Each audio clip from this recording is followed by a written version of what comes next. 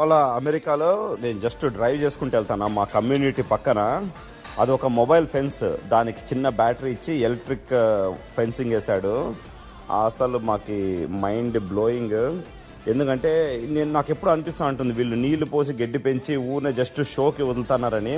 First time మీరు చూసారా, అసలు మన ఇంటి దగ్గరే వెనకాల గొర్రెలు పెట్టారనమాట.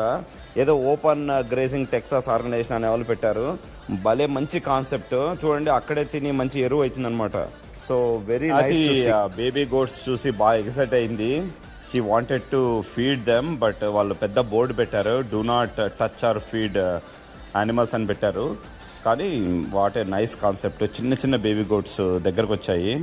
Very surprise to see. And nature కూడా బాగా హెల్ప్ అవుతుంది. అనవసరంగా గడ్డి, చాలా చిన్న చిన్న చెట్లు, చాలా రకాల చెట్లు ఉంటాయి, అవన్నీ గ్రేస్ చేసి కనీసం అది ఫర్టిలైజర్ అన్న అవుతుంది అనమాట ల్యాండ్.